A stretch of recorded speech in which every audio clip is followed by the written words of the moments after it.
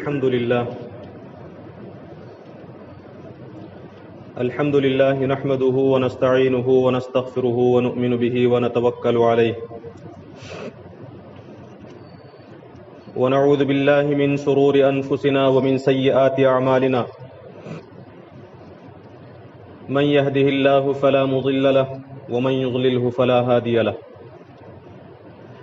ونشهد أن لا إله إلا الله وحده لا شريك له ونشهد أن سيدنا ومولانا محمدا عبده ورسوله الذي أرسل بالحق بشيرا ونذيرا وداعيا إلى الله بإذنه وسراجا منيرا أما بعد فإن أصدق الحديث كتاب الله وخير الهدي هدي محمد صلى الله عليه وسلم وشر الأمور محدثاتها وكل محدثة بدعة وكل بدعة ضلالة وكل ضلالة في النار. أعوذ بالله من الشيطان الرجيم. بسم الله الرحمن الرحيم. فلا وربك لا يؤمنون حتى يحكموك فيما شجر بينهم ثم لا يجدوا في أنفسهم حرجا مما قضيت ويسلموا تسليما. صدق الله العظيم. رب اشرح لي صدري ويسر لي أمري واحلل عقدة من لساني يفقهوا قولي. سبحانك لا علم لنا إلا ما علمتنا إنك أنت العليم الحكيم.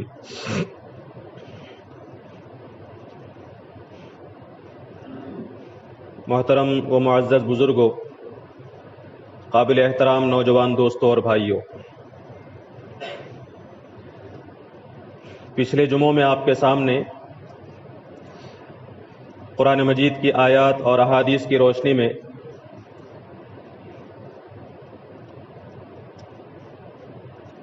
حجاب کے احکامات اور اس کی تفصیلات پر گفتگو کی گئی تھی. اسی کے ایک حصے کے طور پر چند وضاحتیں انشاءاللہ آج کے اس خطبہ جمعہ میں آپ کے سامنے عرض کرنے کی کوشش کی جائیں گی. اللہ تعالیٰ سے میں دعا کرتا ہوں کہ اللہ تبارک و تعالیٰ ہم تمام کو حق بات کہنے کی اور حق بات سننے اور سمجھنے کی اور اسے اپنے دلوں میں جذب کرنے کی اور اس پر عمل کرنے کی توفیق نصیب فرمائے. جب سے حجاب کا مسئلہ شروع ہوا ہے، ہم جانتے ہیں کہ پوری دنیا میں اس کے متعلق چرچے ہوئے. ہمارے اس ریاست کے عدالت میں بھی اس پر گفتگو ہوئی اور حجاب کے حق میں، حجاب کی مخالفت میں دلائل دیے گئے. سوشل میڈیا میں اور ٹی وی ڈیبیٹس وغیرہ میں اس پر کافی گفتگو ہوئی. تو ان گفتگوؤں کے دوران سوشل میڈیا میں جو آرٹیکل شائع کیے گئے اور اس پر جو تبصرے کیے گئے، اس میں ایک بات آپ نے خصوصیت کے ساتھ نوٹ کی ہوگی کہ عدالت میں گفتگو کرتے ہوئے بعض وکلاء نے، بعض لائرز نے، اور ٹی وی ڈیبیٹ میں گفتگو کرتے ہوئے، اپنے بیانات دیتے ہوئے یا پھر سوشل میڈیا میں گفتگو کرتے ہوئے دانشور کہلانے والے بعض مسلمانوں نے اور بعض ہماری بہنوں نے یہ بات سرعام کہی ہے کہ قرآن مجید میں حجاب کا اور پردے کا کوئی ذکر نہیں. یہ گویا کہ علماء کی یا پھر مولوی ملاؤں کی ایجاد ہے. قرآن مجید میں سر کے ڈھانکنے کا بھی ذکر نہیں ہے، چہرے کے پردے کا بھی ذکر نہیں ہے. زیادہ سے زیادہ یہ کہ سینوں کو چھپانے کا ذکر قرآن میں ملتا ہے. میں ان چیزوں کی وضاحت اور اس کی تفصیل میں نہیں جاؤں گا، اس لیے کہ پچھلے جمعوں میں آپ نے سورہ نور اور سورہ احزاب کی آیات کی روشنی میں یہ اچھی طرح سمجھ لیا ہے کہ قرآن مجید میں اللہ تبارک و تعالیٰ نے حجاب کا بھی ذکر کیا ہے، سر کے ڈھانکنے کا بھی ذکر کیا ہے، جلباب کا بھی ذکر کیا ہے جس کی ایک شکل برقعے کی شکل میں آج ہمارے پاس موجود ہے. ان تمام چیزوں کا قرآن مجید میں ذکر کیا گیا ہے. ان لوگوں کے بیانات کے مقابلے میں صرف اتنی بات کہی جا سکتی ہے کہ کسی بھی قانون کی تشریح صرف ان لوگوں کی معتبر ہوتی ہے جو قانون کے ماہرین ہوا کرتے ہیں. کسی بھی چیز کی تشریح اور کسی بھی چیز کی وضاحت ہر ایرے غیرے کی قبول نہیں کی جا سکتی. قرآن مجید کی تشریح قرآن کے نازل کرنے والے نے جو کی ہے اس کا اعتبار کیا جائے گا، اس کی معتبر ہوگی۔ قرآن مجید کو پیش کرنے والے نے نبی کریم صلی اللہ علیہ وسلم نے قرآن کی جو تشریح کی ہے اسے قبول کیا جائے گا۔ نبی کریم صلی اللہ علیہ وسلم نے اپنے قول سے اور اپنے عمل سے قرآن مجید کی آیات کی جو تشریح فرمائی ہے اس کا اعتبار ہوگا۔ کسی بھی محض دانشور کہلانے سے یا پھر سٹیج پر آ کر اسلام کا نام رکھ لے کر، مسلمانوں جیسا نام رکھ کر اسلام کے نام سے تقاریر کرنے سے اس کی بات کا اعتبار نہیں کیا جائے گا۔ قرآن مجید پہاڑ پر نہیں اتارا گیا تھا، قرآن مجید نبی کریم صلی اللہ علیہ وسلم پر نازل کیا گیا۔ کیوں؟ قرآن مجید نے کہا کہ وَأَنزَلْنَا إِلَيْكَ الذِّكْرَ لِتُبَيِّنَ لِلنَّاسِ، اے نبی صلی اللہ علیہ وسلم ہم نے قرآن آپ پر نازل کیا ہے، اس کی وجہ یہ ہے کہ آپ اس کی تشریح کریں۔ نبی کریم صلی اللہ علیہ وسلم کی ذمہ داری تھی کہ قرآن مجید کے آیات کی احکام کے الفاظ کی تشریح فرمائیں، اور نبی کریم صلی اللہ علیہ وسلم نے اپنے قول سے اور آپ کے صحابہ نے اپنی رائوں سے نبی کریم صلی اللہ علیہ وسلم کی تشریحات کی روشنی میں، صحابیات نے اپنے عمل کی روشنی میں بتایا کہ حجاب کا کیا مطلب ہے، جلباب کا کیا مطلب ہے، خمار اور اوڑھنی کا کیا مطلب ہے، زینت کو چھپانے کا کیا مطلب۔ یہ تشریحات جب نبی کریم صلی اللہ علیہ وسلم نے بیان فرما دی ہیں تو ان تشریحات کو ٹکرانے والی کوئی بات کیوں نہ ہو، دنیا کے کسی بڑے سے بڑے مفکر کی طرف سے آنے والی بات کیوں نہ ہو، وہ بات ردی کی ٹوکری میں ڈال دی جائے گی، اسے کوئی وقت اور حیثیت نہیں دی جائے گی۔ اس حقیقت کو اچھی طرح سمجھنا چاہیے۔ قرآن کی تشریح صرف قرآن کی معتبر ہوگی یا پھر نبی کریم صلی اللہ علیہ وسلم کی معتبر ہوگی، یا پھر آپ کی نگرانی میں جنہوں نے تربیت حاصل کی تھی ان صحابہ کی اور ان صحابیات کی معتبر ہوگی۔ نبی کریم صلی اللہ علیہ وسلم نے اشارے سے فرما دیا تھا کہ سطر کیا ہے، حجاب کیا ہے، اور نبی کریم صلی اللہ علیہ وسلم کے صحابیات نے عمل سے بتا دیا تھا کہ اسلامی پردہ کیا ہے اور اس پر عمل کیسے ہوتا ہے، لہٰذا ان باتوں کو نظر انداز کر دینا چاہیے۔ دوسری چیز جو آپ کے سامنے اس موقع پر عرض کرنی ہے وہ یہ کہ اسلامی جو حجاب ہے، اسلام کا جو پردہ ہے، اس پردے کے سلسلے میں ایک سب سے بڑی بات یا پھر سب سے بڑا اعتراض یہ کیا جاتا ہے کہ اسلامی پردے نے عورت کی ترقی کی راہ میں رکاوٹ کھڑی کر دی۔ اس پردے کے نتیجے میں عورت ترقی نہیں کر سکتی۔ اسلام نے پردے کے احکامات نازل کر کے عورت پر ظلم کیا۔ یہ ایک بہت بڑا اعتراض ہے جو غیروں کی جانب سے کیا جاتا ہے، اور بعض مسلمان دانشوروں کی طرف سے بھی اسے بطور اعتراض پیش کیا جاتا ہے۔ اس سلسلے میں آپ کے سامنے کچھ باتیں عرض کر دوں کہ اسلام نے عورتوں کو ان کے مکمل حقوق بھی دیے ہیں اور گھر اور خاندان کی حفاظت کا بھی انتظام کیا۔ عورت کے حقوق کی ادائیگی اور گھر اور خاندان کی حفاظت اس وقت تک نہیں مکمل ہو سکتی، یہ مقصد اس وقت تک نہیں حاصل ہو سکتا جب تک کہ اس کے پیچھے پردے کے احکامات میں حفاظت کرنے کے لیے موجود نہ ہو۔ یہ ہم جانتے ہیں کہ اللہ تبارک و تعالیٰ نے مردوں اور عورتوں دونوں کو پیدا کیا، اور اللہ تبارک و تعالیٰ نے دنیا کے نظام کو سنبھالنے کے لیے، دنیا کی ذمہ داریوں کو سنبھالنے کے لیے دونوں کو الگ الگ دائرہ کار متعین فرمائے۔ اس حقیقت کو نہیں بھولنا چاہیے۔ اسلام نے عورت کا ایک دائرہ متعین کیا، فیلڈ آف ورک متعین کیا، اور مردوں کا ایک دائرہ کار متعین کیا۔ اللہ تبارک و تعالیٰ نے عورت کو گھر کی ذمہ داری دی اور گھر کی ملکہ بنایا۔ مرد کو اللہ تبارک و تعالیٰ نے میدان کی، گھر سے باہر کی ذمہ داری دی اور اسے قوام بنایا۔ آپ مرد اور عورت کے اوپر غور کریں، ان کی ذمہ داریوں پر غور کریں۔ اللہ تبارک و تعالیٰ نے دونوں کا جو فیلڈ آف ورک متعین کیا تھا اسی حساب سے دونوں کے جسم بنائے۔ ان کا جسم، دونوں کا جسم الگ الگ انداز سے بنایا، دونوں کی صلاحیتیں الگ الگ دیں، دونوں کی قوتیں الگ الگ ہیں، دونوں کا مزاج اور دونوں کی نفسیات الگ الگ ہیں۔ آپ اچھی طرح غور کر کے دیکھیں۔ عورت کو اللہ تبارک و تعالیٰ نے ماں بننے کی ذمہ داری دی تو یہ میدان میں رہ کر نہیں ہو سکتا، گھر میں رہ کر ہو سکتا ہے۔ اللہ تبارک و تعالیٰ نے عورت کو جو جسم بنایا وہ ماں بننے کے قابل جسم ہے، یہ باہر نکلنے کا جسم نہیں ہے۔ عورت کو اللہ تبارک و تعالیٰ نے حسن و جمال دیا یا گھر میں رہنے کے لیے، باہر گھومنے کے لیے نہیں دیا۔ آپ دونوں کی جسمانی بناوٹ پر غور کریں، ان کی صلاحیت پر غور کریں، ان کی قوتوں پر غور کریں۔ اللہ تبارک و تعالیٰ نے عورت کے اندر نرم مزاجی دی، اسے صبر و تحمل کی قوت اللہ تبارک و تعالیٰ نے عطا کی، اسے سختی اور سخت مزاجی نہیں دی۔ کیوں؟ اس لیے کہ عورت کو اگر سخت مزاجی دی جاتی، عورت کو اگر بے صبرہ بنا دیا جاتا تو عورت بچے کو جنم نہیں دے سکتی تھی، 9 مہینے تک صبر اور تحمل کے ساتھ بچے کو نہیں اٹھا سکتی تھی۔ اگر سختی اور سخت مزاجی اس کے اندر ہوتی، ممتا نہ ہوتی تو بچہ اس دنیا میں نہیں آ سکتا تھا، آ بھی جاتا تو زیادہ دن تک زندہ نہیں رہ سکتا۔ یہ جو مزاج، یہ جو ممتا، یہ جو نرمی، یہ جو صبر و تحمل اللہ تبارک و تعالیٰ نے عورت کو دیا ہے، وہ اسی لیے کہ وہ ماں بننے کی ذمہ داری کو سنبھال سکے، انجام دے سکے۔ مرد کو سختی دی، اس کے مزاج میں سختی رکھی اور اسے قوت دی، کیوں؟ اس لیے کہ باہر میدان میں حالات کا وہ مقابلہ کر سکے، مصائب کا مقابلہ کر سکے، لوگوں کا ڈٹ کر مقابلہ کر سکے۔ یہ قوت اللہ تعالیٰ نے عورت کو نہیں دی، اور یہ کمزوری، یہ نرمی اللہ تعالیٰ نے مرد کو عطا نہیں کی۔ اس سے معلوم ہوتا ہے کہ دونوں کے فیلڈ آف ورک کو الگ الگ کر کے اللہ تبارک و تعالیٰ نے اسی حساب سے دونوں کی جسم بنائے۔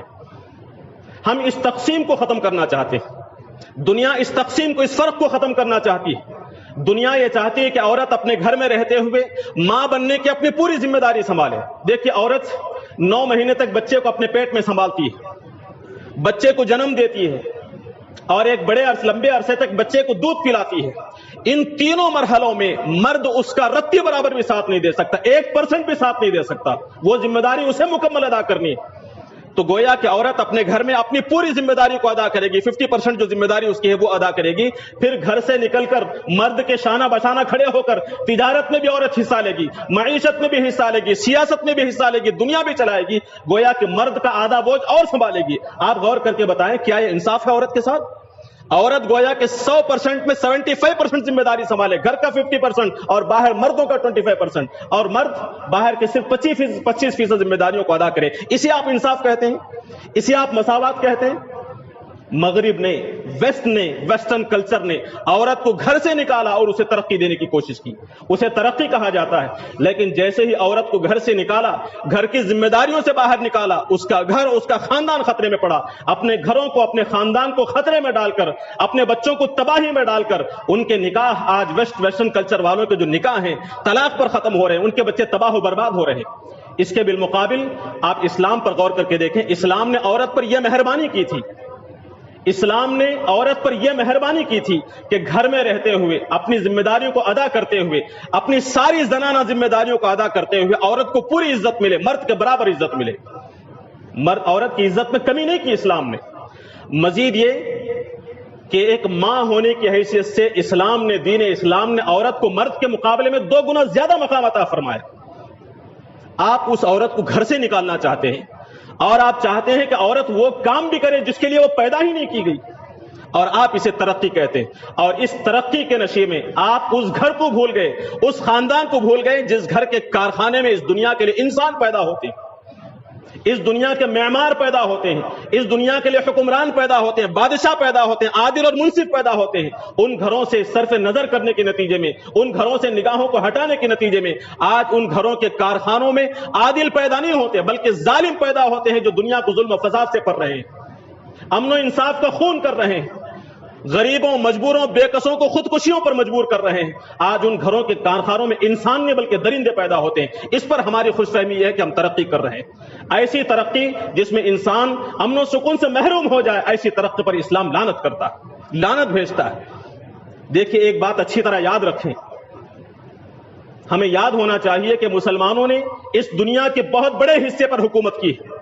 ہم کمزور نہیں رہے، اس سے پہلے ہم نے دنیا پر حکومت کی ہے، ہم حکمران رہے ہیں، اور جس دور تک ہم نے پوری دنیا کے اندر حکمرانی کی، اس دور میں ہم نے ایک زبردست کلچر دنیا کو دیا، زبردست تہذیب دی ہے، ایسی تہذیب کہ کوئی تہذیب اس کا مقابلہ نہیں کر سکتی۔ ہم نے اس دنیا کو سائنسدان دیے ہیں، مفکرین دیے ہیں، فلاسفہ دیے ہیں، اور ایسے سائنسدان کہ دنیا کے تمام سائنسدانوں کے اساتذہ رہے۔ یہ جو ترقی مسلمانوں نے کی، ہمیں یاد رہنا چاہیے، فخر ہونا چاہیے ہمیں اس پر کہ یہ ترقی مسلمانوں نے پردے کے احکامات پر عمل کرتے ہوئے کی۔ مسلمان ماؤں نے اسلام کے حجاب کے احکامات پر عمل کرتے ہوئے اس دنیا کے لیے بڑے بڑے مفکرین پیدا کیے، بڑے بڑے حکمران پیدا کیے، بڑے بڑے بادشاہ پیدا کیے، علماء پیدا کیے، اولیاء پیدا کیے، فلاسفہ پیدا کیے، سائنسدان پیدا کیے، مصلحین اور فاتحین پیدا کیے۔ آج بھی یہ ہو سکتا ہے کہ مسلمان عورتیں پردے کے احکامات پر عمل کرتے ہوئے، پردے کے اندر رہتے ہوئے دنیا کی ترقی کا کام کر سکیں۔ لہٰذا یہ سوچ دماغ سے نکال دیجئے کہ پردے میں رہتے ہوئے عورت ترقی نہیں کر سکتی۔ حقیقت کیا ہے؟ حقیقت یہ ہے کہ دراصل مغرب کی، ویسٹ کی ایک بہت بڑی سازش تھی، وہ یہ کہ اس نے مساوات مرد و زن، عورت اور مرد کی برابری کا ڈھونگ رچایا، اور آزادی نسواں کا دھوکہ دے کر، عورت کی آزادی کا فریب دے کر عورت کو گھر سے باہر نکالا، اور اس نے گھر سے باہر نکال کر مرد کے برابر زندگی کے معاملات میں اور ذمہ داریوں میں عورت کو شریک کرنے کی کوشش کی. کون سا ویسٹ؟ وہی مغرب جس کی طرف دنیا کے دوسرے ممالک کی دیکھا دیکھی ہمارا یہ ملک بھی بڑی للچائی ہوئی نگاہوں سے، حسرت بھری نگاہوں سے دیکھتا ہے اور اس کے نقش قدم پر چلنے کو اپنے لیے فخر سمجھتا ہے. اس ویسٹ نے، اس مغرب نے جب ننگے پن کو اپنے لیے ترقی کا ذریعہ سمجھا تو دنیا نے دیکھا کہ اس کی اخلاقی حص تباہ و برباد ہوگی. وہاں فحاشی اور بے حیائی عام ہو گئی، اوریانیت کی کثرت ہوگی، وہاں خاندان تباہ ہو گئے. وہاں ایک مرد عورت کے ساتھ نکاح کر کے اس کی ذمہ داری سنبھالنے کے بجائے، بچوں کو پالنے کی ذمہ داری سنبھالنے کے بجائے بے نکاحی زندگی اختیار کرتے ہوئے ذمہ داریوں سے راہ فرار اختیار کرنے کو ترجیح دیتا ہے. عورت کا فائدہ اٹھا کر اسے در در کی ٹھوکر کھانے پر مجبور کرتا ہے، اس کے بچوں کو قتل کرتا ہے اور نسل انسانی کو قتل کرتا ہے. اس پر لوگ سمجھتے ہیں کہ ترقی کر رہا ہے ویسٹ، اور اسی ویسٹ کی طرف اس کے نقش قدم پر چلتے ہوئے جب آزادی نسوان کا، مرد اور عورت کی برابری کا نعرہ اس ہندوستان کے اندر بھی لگایا گیا، اس کے نقش قدم پر چلنے کی کوشش کی گئی، تو سب سے بڑا نقصان اس کا یہ ہوا کہ اسلام نے عورت کی عزت اور عصمت کے تحفظ کے لیے جو پردے کے احکامات نازل کیے تھے ان احکامات کو غیر ضروری قرار دیا گیا، اسے ترقی کی راہ میں رکاوٹ قرار دیا گیا، اور اس کا اتنا پروپیگنڈا کیا گیا کہ خود اسلام کے ماننے والوں کے اندر ایک طرح سے بے اطمینانی پیدا ہوگی، خود ہمارے اندر بے اطمینانی پیدا ہوگی. ہمارے درمیان میں رہنے والے مسلم علماء ایسے موجود ہیں، اچھی طرح مطالعہ کرنے والے ایسے موجود ہیں جو یہ سمجھتے ہیں کہ عورت کی صلاحیت جو باہر آئی ہے اسی وجہ سے کہ اسے گھر سے باہر نکالا گیا. اگر گھر کے اندر رہتی تو اس کی قابلیتیں دبی رہتی، اس کی صلاحیتیں دبی رہتی.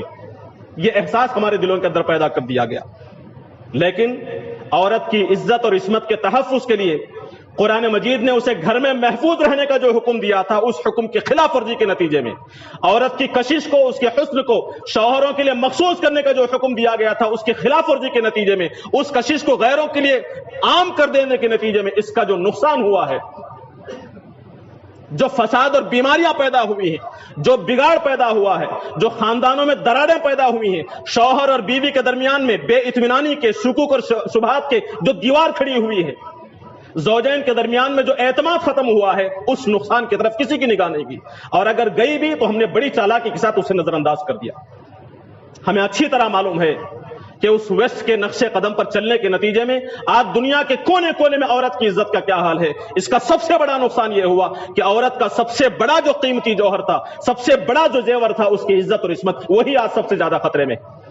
دنیا کے کونے کونے میں ہم دیکھتے ہیں کہ عورت کی عزت کے ساتھ کیا کھلواڑ کیا جاتا ہے. اب آپ بتائیں، عورت کو گھر میں محفوظ رکھ کر اسلام نے اسے عزت دی تھی یا پھر اس پر ظلم کیا تھا؟ اسلام نے اس پر ظلم کیا تھا یا پھر اس پر احسان کیا تھا؟ عورت کو گھر سے باہر نکال کر آپ نے اسے عزت دی یا پھر اس کی عزت کو داؤ پر لگا دیا؟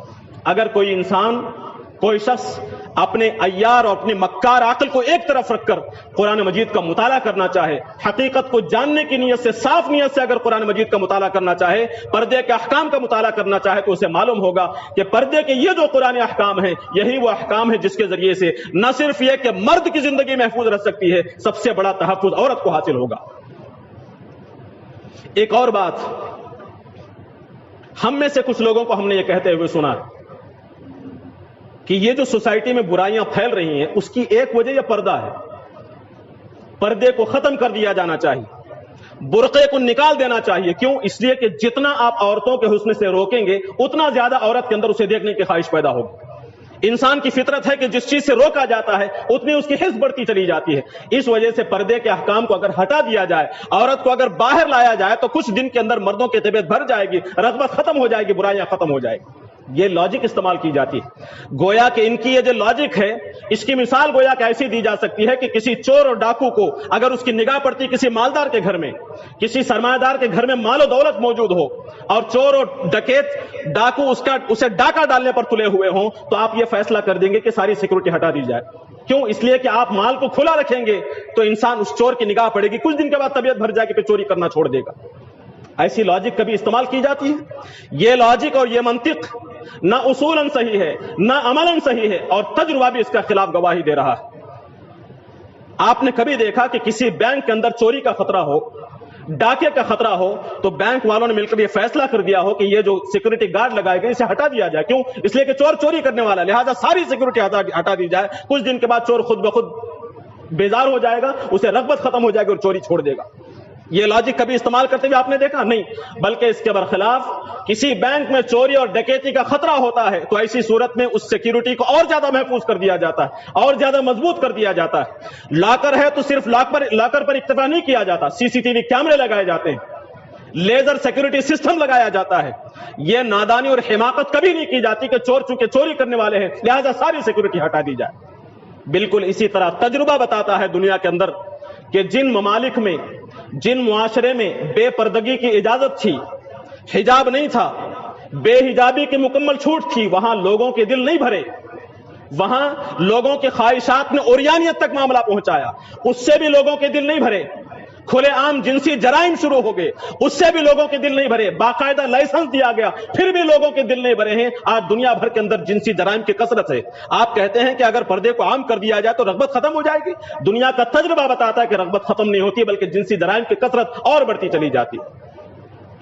اگر پردے کے احکام کے باوجود اگر برائیاں بڑھ رہی ہیں یا پھر کوئی عورت پردے کا غلط استعمال کرتی ہے، پردے کے پیچھے اپنی ناجائز خواہش کی تکمیل کرتی ہے، تو اس کی وجہ یہ نہیں ہے کہ پردے کو عام کیا گیا، بلکہ اس کی وجہ یہ ہے کہ ہم نے ایک 5% پردے کے احکامات پر گفتگو کی، بقیہ 95% بے پردگی کو عام کرنے کے اسباب اور مواقع پیدا کیے۔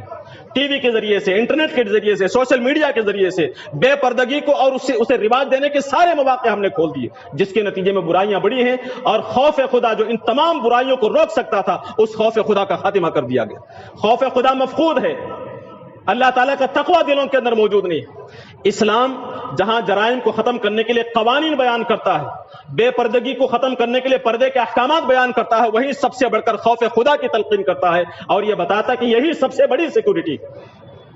اگر پردے کے احکام کے باوجود برائیاں ختم نہیں ہو رہی ہیں تو اس کا حل یہ نہیں ہے کہ پردے کے احکامات کو ختم کر دیا جائے، بلکہ اس کا حل یہ ہے کہ بے پردگی کے تمام ذرائع پر روک لگا دی جائے، تمام وسائل کو ختم کر دیا جائے، ساتھ ہی ساتھ تقوی اور پرہیزگاری اور خوف خدا کو پروان چڑھانے کی کوشش کی جائے۔ دیکھیں، یاد رکھیں، اسلام نے ایسا معاشرہ عملاً قائم کیا، اسلام نے ایسی سوسائٹی اور ایسا معاشرہ عملاً قائم کر کے دکھایا ہے جہاں پر اسلام کے پردے کے احکامات پر مکمل امر کیا گیا اور بے پردگی کے تمام اسباب پر روک لگائی گئی، اور ساتھ ہی ساتھ خوف خدا اور تقوی پیدا کیا گیا، جس کے نتیجے میں مکے اور مدینے کے اندر آپ دیکھیں گے تو معلوم ہوگا جرائم کی رفتار گھٹتے گھٹتے زیرو کے برابر ہو گئی۔ اس درمیان میں اگر خدا نہ خواستہ کوئی جرائم کے گناہ کے اکا دکا واقعات پیش آئے تو دلوں کے اندر خوف خدا کا، تقوی کا جو گارڈ بیٹھا ہوا تھا، جو پہرا بیٹھا ہوا تھا، اس کے نتیجے میں، اس کے ورغلانے، اس کے اکسانے کے نتیجے میں مجرم خود اللہ کے نبی صلی اللہ علیہ وسلم کے پاس آتا ہے، اسلامی حکومت کے پاس آتا ہے، عدالت میں آتا ہے اور یہ عرض کرتا ہے کہ اے اللہ کے رسول، مجھ سے غلطی ہوگی، مجھے سزا دیجیے۔ آج بھی یہ ہو سکتا ہے۔ بے پردگی سے جو نقصانات ہو رہے ہیں اس کا اصل سبب پردہ نہیں ہے۔ ان نقصانات سے اگر ہم سوسائٹی کو بتانا چاہتے ہیں تو پردے کے احکامات پر عمل بھی ہو، بے پردگی کے دروازوں پر روک بھی لگائی جائے، اور ساتھ ہی ساتھ اللہ تعالیٰ کا تقوی اور خوف پیدا کیا جائے۔ یہ تینوں چیزیں مل کر برائیوں کا خاتمہ ہوگا۔ اب آخر میں 2-3 باتیں آپ کے سامنے پچھلے جمعوں کے سلسلے میں کچھ وضاحت کرتے ہوئے اپنی بات ختم کرتا ہوں۔ یہ جو قرآن مجید میں ہدایت دی گئی تھی نظروں کی حفاظت کی، اس کی وضاحت آپ کے سامنے آئی۔ ایک چیز میں آپ کے سامنے کلیئر کر دوں، نظروں کی حفاظت کی جو بات ہے وہ ایسا نہیں کہ آپ گھروں کے اندر جو خواتین رہتی ہیں یا پھر مرد حضرات رہتے ہیں صرف ان کو دیکھنے سے منع کیا گیا ہو، گھر سے باہر نکلتے وقت نگاہوں کی حفاظت کا حکم دیا گیا، ایسی بات نہیں۔ یہ تو اس پر بھی لاگو ہوگا، لیکن ہمارے گھروں میں، ہمارے ہاتھ میں جو موبائل سکرین موجود ہیں جس میں کوئی فلمیں دیکھتا ہے، کوئی سیریل دیکھتا ہے، کوئی ڈرامے دیکھتا ہے، ان کے اندر بھی جو بے پردگی ہوتی ہے، وہاں بھی جو عریانیت ہوتی ہے، اس سے بھی نکاح بچانے کا حکم دیا گیا، چاہے وہ اچھے اچھے ناموں سے کیوں نہ ہو، ارطغرل کے ناموں سے کیوں نہ ہو، یوسف کے ناموں سے کیوں نہ ہو، وہاں بھی نگاہوں کی حفاظت کا حکم دیا گیا۔ ایسا نہیں کہ زندہ عورتیں گھوم رہی ہوں صرف ان پر نگاہ دوڑانا حرام ہے، اسکرین پر ہو تو اس کے لیے پردے کے احکام لاگو نہیں ہوتے، ایسی بات نہیں۔ فتنہ وہاں بھی ہے، دلوں کے اندر خرابی یہاں بھی پیدا ہو سکتی ہے۔ اسی طرح قرآن مجید نے یہ جو آواز میں نرمی پیدا کرنے سے منع کیا، فلا تخضعن بالقول، کہ اپنی آواز میں نرمی نہ پیدا کی جائے، وہاں جہاں قرآن مجید نے مردوں سے گفتگو کرتے ہوئے، دکانداروں سے گفتگو کرتے ہوئے، اجنبیوں سے گفتگو کرتے ہوئے آواز میں سختی پیدا کرنے کا حکم دیا، اس اسلام نے جہاں گفتگو کرتے ہوئے سختی پیدا کرنے کا حکم دیا ہے، کیا وہ اسلام اس بات کی اجازت دے سکتا ہے کہ مردوں کے مجمع میں یا پھر مردوں عورتوں کے ملے جلے مجمع کے اندر ایک عورت کھڑی ہو اسٹیج پر آ جائے اور کھڑے ہو کر نعتیں ترنم کے ساتھ نظمیں اور قرات پڑھنی شروع کر دے؟ کیا اسلام اس بات کی اجازت دے سکتا ہے کہ اپنی آواز کو، اپنی مترنم آواز کو مردوں کے کانوں تک پہنچائے؟ لہذا اجتماعات میں ہو، جلسوں میں ہو، پروگراموں میں ہو، کسی عورت کو اس بات کی اجازت نہیں ہے کہ مردوں تک اپنی سریلی آواز پہنچائے۔ مشاعروں میں ہم دیکھتے ہیں شاعرات کو بلایا جاتا ہے، وہ بن ٹھن کر بن سنور کر آتی ہیں، اپنی مترنم آواز سے لوگوں کو، سامعین کو محظوظ کرتی ہیں۔ کیا اسلام اس بات کی اجازت دے سکتا ہے؟ ہاں، اگر صرف عورتوں کا مجمع ہو، جہاں عورت کی آواز صرف عورتوں تک پہنچ سکتی ہو، وہاں عورت کے، بڑی بچیوں کے نعت، ترانے اور ترنم پڑھنے کی اجازت دی جا سکتی ہے۔ آپ غور کر کے دیکھیں، بات کرنے میں سختی کی بات کہی گئی، نظم پڑھنے میں، ترانے پڑھنے میں، نعت پڑھنے میں خود بخود آواز میں مٹھاس پیدا کرنی ضروری ہوتا ہے۔ کیا اس بات کی اجازت اسلام دے سکتا ہے؟ چھوٹی بچیاں ہوں، بچیاں بڑی نہ ہوں تو پھر ان سے نظمیں پڑھوائی جا سکتی ہیں، لیکن بچیاں بڑی ہو جائیں، عورتیں ہوں، تو ان کی آواز مردوں کے کانوں تک پہنچانا شرعاً اسلام میں اس کی اجازت نہیں ہے۔ اسے اچھی طرح سمجھا جائے۔ آخری بات یہ کہ گھروں کے اندر رہتے ہوئے ایک بات میں نے آپ کے سامنے عرض کی تھی کہ جو نامحرم رشتہ دار ہیں، کزنس ہیں، ان سے بے تکلف ہونے کو منع کیا گیا، ان سے ہنسی مذاق کرنے کو منع کیا گیا۔ وہیں اسلام ایک اور غلطی کی طرف اشارہ کرتا ہے جو ہماری سوسائٹی کے اندر عام ہے۔ ہمارے گھروں کے اندر کیا ہوتا ہے؟ عیدوں کے موقع پر، شادی بیاہ کے موقع پر اپنے کزن سے عورتیں مصافحہ کرتی ہیں۔ کیا ایسا نہیں ہے ہمارے خاندانوں کے اندر؟ کزن سے مصافحہ کرنا، نامحرم مردوں سے مصافحہ کرنا، عزت و احترام کے ساتھ۔ ہم یہ سمجھتے ہیں کہ ہمارے دلوں کے اندر ایسی کوئی نیت نہیں ہے، ہمارے دلوں میں اللہ کا خوف ہے، یقیناً وہ خوف رہنا چاہیے، لیکن اس تقوی اور خوف کے باوجود بھی نامحرم مردوں سے مصافحے کی اجازت نہیں ہے اسلام کے اندر۔ خالہ زاد بھائیوں بہنوں سے، پھوپھی زاد بھائیوں بہنوں سے، ماموں زاد بھائیوں بہنوں سے، چچا زاد بھائیوں بہنوں سے مصافحہ کرنے کی کسی مرد اور عورت کو اجازت نہیں۔ اسی طرح خالو سے، پھوپا سے مصافحہ کرنے کی عورت کو اجازت نہیں ہے۔ چاچی سے اور ممانی سے مصافحہ کرنے کی مردوں کو اجازت نہیں ہے، وہ نامحرم ہے، ان سے مصافحہ کرنا ناجائز ہے۔ اسی طرح کسی عورت کو اپنے بہنوئی سے، اپنے دیور سے، اپنے جیٹ سے بے تکلف ہونے کی، اس سے مصافحہ کرنے کی، اسے ہنسی مذاق کرنے کی اجازت نہیں ہے۔ اسی طرح کسی مرد کو، کسی شوہر کو اپنی سالی سے یا پھر کسی مرد کو اپنی بھابھی سے مصافحہ کرنے کی، بے تکلف ہونے کی اجازت نہیں۔ یہ سارے قرآن کے احکامات ہیں، یہ سارے نبی کریم صلی اللہ علیہ وسلم کی تشریحات۔ ان نامحرم مردوں سے اگر بدرجہ مجبوری اس کے علاوہ کوئی چارہ نہ ہو تو سخت آواز کے ساتھ گفتگو کرنے کی، ضرورتاً گفتگو کرنے کی اجازت ہے، لیکن ہنسی مذاق کرنے کی، بے تکلف ہونے کی، کلوز ہونے کی اور مصافحہ وغیرہ کرنے کی کوئی اجازت اسلام نہیں دیتا۔